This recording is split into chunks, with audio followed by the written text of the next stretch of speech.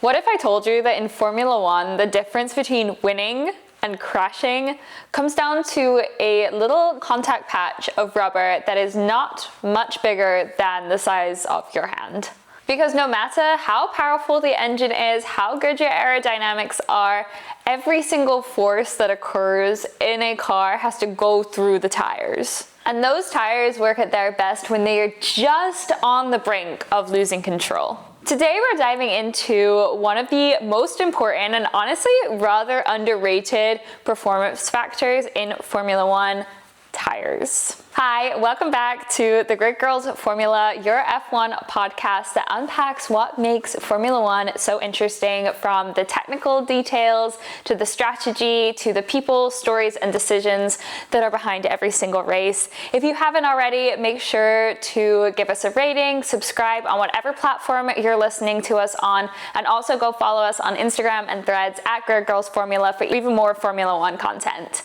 With that, let's just hop into the episode. Like I said, today's episode is going to be focused on all things tires. So we're going to start by just going through some basic Formula One concepts around tires that you should know if you're watching the series this year. And then we're going to deep dive into some more like engineering concepts around tires. So we're going to break it down, make it super, super simple, and it's going to be a ton of fun. Bonus points if you can count all of the times I say tires during this episode. Let's start with the F1 tires landscape. So since 2011, Pirelli has been Formula One's exclusive tire provider. So all the tires that are provided to all of the teams are Pirelli. Every single race, Pirelli gets to choose a certain subset of tires that they provide to everybody. Historically, there have been other brands in the sport, including Bridgestone, Michelin, and Goodyear, but now we are in a Pirelli-focused only era, and they hold the contract until 2027.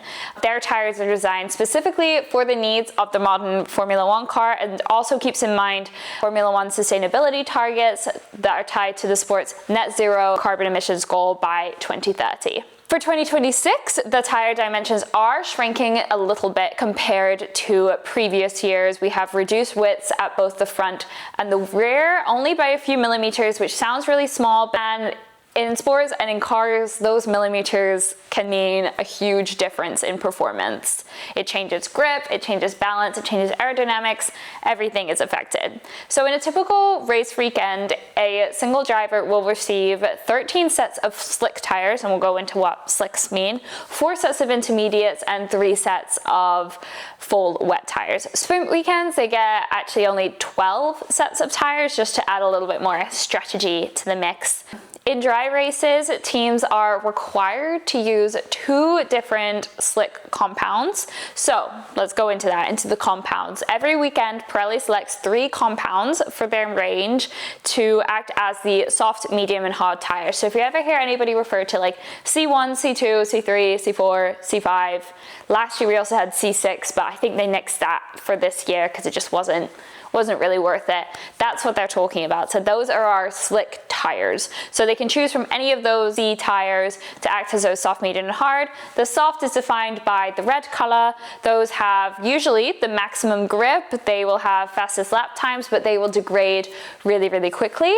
Medium tires, or the yellow tires, are usually like a compromise option between the soft and the hard. And the hard tires are white. They're typically a little bit slower, but they are a lot more consistent and durable. They take more time to get up to temp, like all of that kind of stuff is why they don't work quite as quickly as the soft tires. Softer tires are typically used for qualifying sessions or really short, aggressive stints. You won't have them on for near as long as you would have the mediums or the hards on, but the harder tires are used when the teams need longevity. The slick tires, as if you've ever seen them, they're super smooth all the way around. There's no grooves in them, but the wet tires are a little bit different, and things can change a lot once you add some rain into the mix. So unlike slick tires, intermediate and the wet tires have grooves on them, and these channels basically just allow water to escape, as opposed to, you know, these tires are being smushed against the ground, and having the grooves to pass the water through adds a lot more to the grip. The intermediates are for more like if it's like a little bit of a wet track, whereas the full wets is like if it's raining, if it's like super pouring it down, whatever, you would use the full wets, but we don't use those all that often, to be honest. There are also a few key terms that you will hear about tires when you're watching a Formula One broadcast to describe the specific physical behaviors that might be happening. So the first one is marbling. So this is when the tires heat up, little bits of rubber on the tires will heat up and actually just fall off the tire, and it'll collect along the racing line. You can often see it on the different tracks where there is like a very like clean line around the track, and then there'll be all of these little like messy dirt looking pieces, and those are all marbles. Picking up those marbles will very much reduce your grip. It's not something you want to have on your tires, but at the end of the race you might see drivers going through them because they're trying to just make sure that they hit their minimum weight limit. In any kind of motor racing, your weight is always going to want to be as low as possible, so they're always going to be teetering on that line of the minimum weight, and so if they can grab a couple more ounces right at the end, it can go a long way. Next we have graining. So graining occurs when the tire surface overheats, but the internal structure stays cold. So the rubber will tear, it'll form lumps, and this will just basically reduce the effective contact patch of the tire. Then in opposition to that, we also have blistering. So blistering is, like I said, kind of the opposite thermal problem, where the internal heat of the tires might become really, really high relative to the surface of the tires. So then it's almost like it blisters from the inside, and the pockets of rubber will separate or even burst. But the effect of all three of these is basically the same. The tires will lose their grip, the tires will degrade, and it just makes them overall less effective to maximize the forces of friction acting on the tires around the track. Which brings us to more of the engineering side of things. So when it comes to tires, really grip is everything. You are wanting to take as much advantage of the friction caused by these cars, because friction is basically equivalent to your grip, and you are trying to maximize that grip in any way that you can. But before we can go into that, we have to talk a little bit about a bigger picture when it comes to Formula One racing or just motorsports in general. It can be very tempting when you're designing like a Formula One car to think that speed is your highest priority. But when it comes to motor racing, that actually isn't necessarily the case. It's actually so much more about your acceleration. Because around the track, you are going to be constantly changing your speed. You brake, you turn, you accelerate, you straighten a dozen times per lap. So what really defines how quickly a car can move around a track is how quickly it can change between those different states. In other words, how quickly it accelerates, how quickly it decelerates, how quickly it can change direction. So let's talk about acceleration, because acceleration, I know in layman's terms, typically means you're gonna go speed up, but engineers often visualize the performance of a car using something called a GG diagram. So instead of thinking about acceleration as just one number, we actually have to think of acceleration as having two different components. So first of all, you have longitudinal acceleration, which is like the forward and backward forces that you experience from braking or accelerating. And then you have lateral acceleration, which is like the side-to-side force that is caused by cornering. And you can physically feel these whenever you're just driving in your own car. If you're going straight, you're going to be pushed back into your chair and you're going to be forced back. Whereas if you're going to go around a bend relatively quickly or zipping around the corner trying to get around before the light changes, then you're going to experience your body being pulled in a particular direction relative to whatever direction you're going. And that is your lateral acceleration. But on a day-to-day basis, you're probably going to be experiencing both lateral and longitudinal acceleration in one, and that's what these Formula One cars are experiencing. So the GG diagram basically maps these forces, and they do it in terms of G forces. That's why it's called a GG diagram. So 1G is just like the force you feel from gravity, which is about 32 feet per second squared. So when we talk about a car pulling 4 or 5 Gs into a corner, that basically just means that the driver is experiencing that much time stronger than gravity.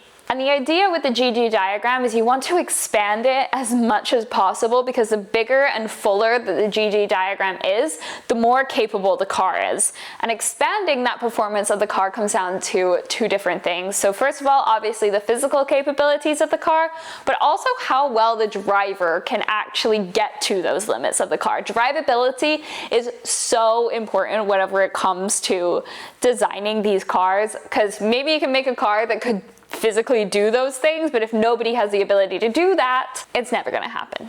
This is where tires kind of come back into the story, because they are the sources of every single force that is generated on the car. They generate acceleration, braking, cornering force, stability, and just your overall control of the car. Every single piece of performance has to pass through the tires. So the engine might produce power, the aerodynamics have their downforce, but the tires are what translate that into motion. How effectively they do that can be defined by two things called slip angle and slip ratio. Believe it or not, tires actually generate maximum grip not when they're perfectly rolling, but when they're actually slightly, just ever so slightly starting to slip a little bit. So I have a little example for you, and we're going to use your hand as our pretend tire in this case. So put your hand flat on a table, a surface, something hard. You can even just use your other hand. You're going to press down and you're going to push on it, and you're going to feel the friction. I think we've all taken, probably, most likely, a physics class at some point in our life. We've all talked about friction. So your hand is resisting that movement, right? Where it's gripping. So if you push a little bit more, your hand is going to slip and suddenly slide along the table or your hand or whatever it is you're pushing on. There is a peak moment here right before your hand slips where you have generated your peak frictional force. And that is your maximum moment of grip. And that's exactly what is happening to the tires on a racetrack. They produce the most force right when they're on that point of slipping. And this actually happens in two different directions that relate to our two different pieces of acceleration that we talked about before. So let's start with slip angle. So slip angle describes this effect as it happens in a corner. So put your hand back on the table again, back on whatever it is. I have a book down here. We're going to use the book. I have a book here. So if I put my hand on this book and I start to twist it a little bit, I'm going to feel the skin on the bottom of my hand kind of stay in place a little bit. It's not really moving with me, even though I might move my fingers. Before it starts to slip, and even after, as I'm twisting this, my hand, the bottom of my skin on my hand is kind of being pulled in the opposite direction than I'm twisting in. And the same thing is happening to a tire as it goes through a corner. The rubber on the tire is starting to twist and deform, so the tire is actually pointed very slightly one way that is going to be slightly different than the direction you're actually traveling in. And that difference between the direction that the tire is facing and the direction that you're traveling is called the slip angle. And actually what's very interesting is at first, as that angle increases, the tire is going to generate more and more cornering force, and more deformation therefore means more resistance, but only up to a point. So kind of like we said before, there is a maximum point where suddenly your hand is going to slip off of whatever surface you're touching. That's when the tire starts to slide. But at that moment, right before your hand slips, is where you have your maximum frictional force. So there's a very narrow window, an optimal slip angle, where the tire produces the maximum lateral grip. And that peak determines how far a car can push outward on the GG diagram when cornering. So this slip angle is therefore directly related to the frictional forces occurring on this car. Next, we have the slip ratio, which is very similar. However, instead of it being related to that lateral force acting on the car, it's related to the longitudinal force acting on the car. So instead of thinking about twisting your hand, we're going to go back to the first example where we're just pushing it in a straight line. But obviously on a tire, it's going to be rotating. So there's actually parts of the tire that actually rotate slightly quicker than other parts, because part of it is going to be held back and be sliding along the contact patch. And again, this has a very similar concept that we just went through, the slip angle, where there is a specific point where the maximal force is going to be related to the maximum slip ratio. Once you get past that maximum force, you're going to start losing some of that benefit that you get, and it's going to start sliding or skidding, as we would say. So the slip ratio determines how far we can push along the longitudinal axis of that GG diagram.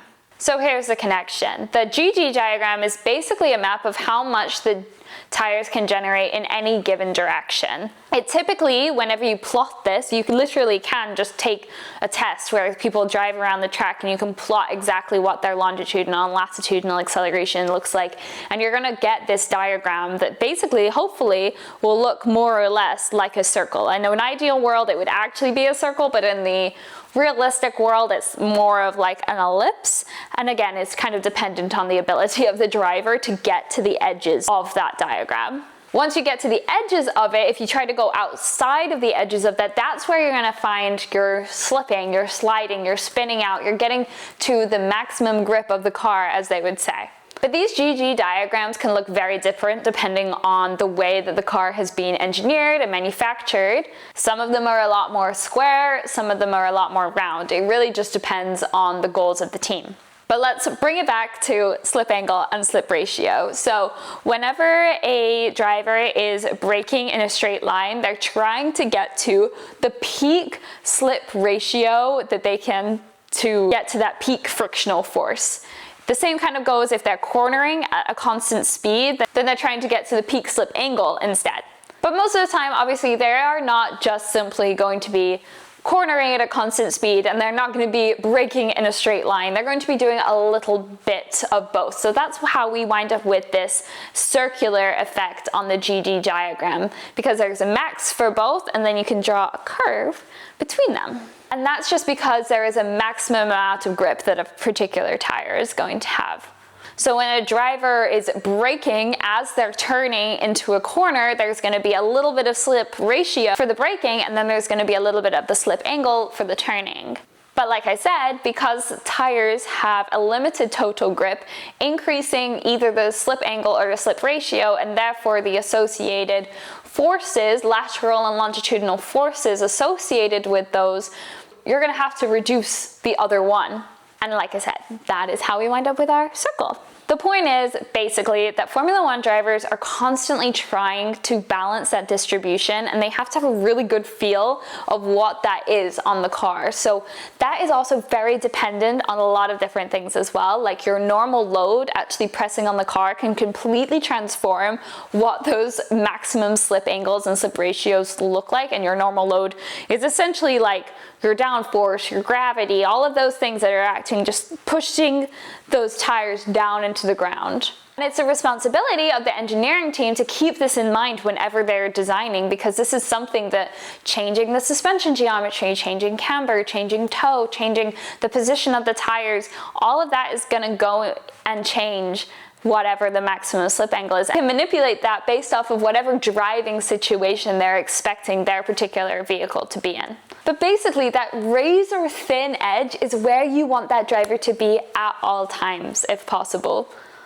So when you have a really, really good driver who is driving on the limit of grip, they're driving right at the edge of that GG diagram, optimizing the slip angles, optimizing the slip ratios, and just using what design the engineers are able to put into this car. And this is also why setting up a car in a very particular way also has such a big effect, because there are suspension and tire changes that you can make very quickly. It doesn't have to be in your overall design of the car. You can make small, tiny adjustments to various angles and things on the car to change things like these slip angles, to change the way that these forces act on the car, to make it easier to drive, to make it more effective to drive, depending on the track that you're on and the types of cornering situations that you find yourselves in. So next time that you see an F1 car dancing on the corner entry or twitching under braking, what you're really watching is the driver balancing that slip angle, and you're seeing the hard work of the engineers who thought about those angles and ratios when they were designing the car to try to maximize its performance, trying to stay exactly on the rim of that GG diagram and just overall make for a very exciting race. Thank you guys so much for listening today. Again, if you haven't already, make sure to like, subscribe, give us a rating, give us a follow. Follow us on Instagram at Great Girls Formula, and I will see you in the next episode. I'm so excited because we're gonna have the Australian Grand Prix literally this weekend. Ooh, it's gonna be so much fun. I'm gonna be back with more race recaps this season. We're gonna carry on with the technical things as well. I know last year I put technical tidbits in with all of the race recaps. We're gonna do that a little bit differently this year. We're going to be separating out the race recaps from our technical episodes, but it's going to be a wild ride, I am sure, with all of the new regulations and everything in place. If there is anything that you want me to be covering on the podcast in the future, make sure to let me know, reach out, and I will talk to you guys soon. Enjoy the first race of the season. Bye.